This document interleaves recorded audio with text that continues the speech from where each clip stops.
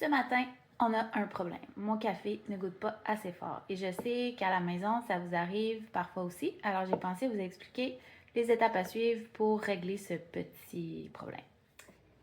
Quand un café ne goûte pas assez fort, il y a plusieurs paramètres ou choses à regarder.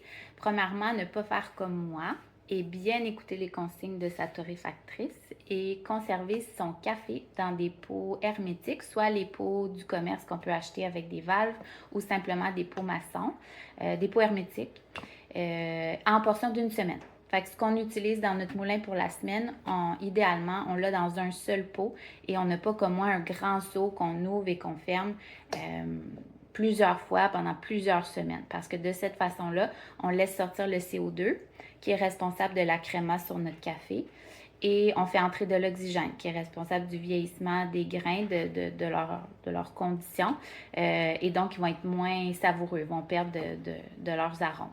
Première chose. Deuxième chose, on s'assure toujours que dans notre porte-filtre, on a la même quantité de café. Donc, ce serait important d'avoir une petite balance assez précise, balance de cuisine, qui permet de toujours mesurer la quantité de café que vous allez mettre dans votre porte-filtre. Parce que si ce n'est pas le cas, parfois, vous allez avoir plus ou moins de café et ça fait varier le goût final dans votre tasse.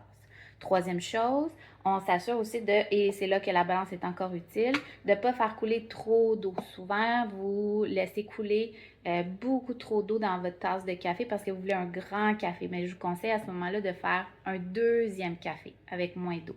Mais c'est sûr que là, quand on parle de caféine, ben là, ça dépend de votre tolérance à la caféine. Mais trop d'eau dans le café aussi, ben ça vient diluer l'intensité de l'espresso. Et sinon, dernière chose, c'est que votre mouture n'est pas assez fine. Et moi, c'est mon cas ce matin. Comme j'ai fait trop de eau ferme sur le même seau, mes grains se sont altérés avec les semaines. Et là, j'ai besoin d'une mouture plus fine ce matin.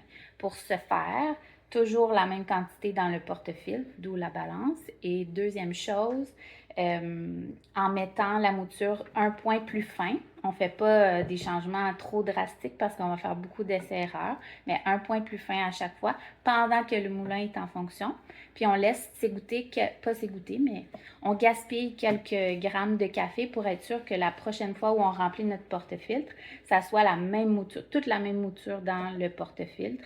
Et là, on fait un nouvel essai dans notre machine en laissant peut-être couler un peu moins d'eau que la fois précédente pour aller trouver un goût plus riche. Et si ça ne fonctionne pas, on refait ces étapes-là jusqu'à ce qu'on trouve la mouture parfaite pour notre café. Alors, c'est ce que je m'en vais faire. Bon café!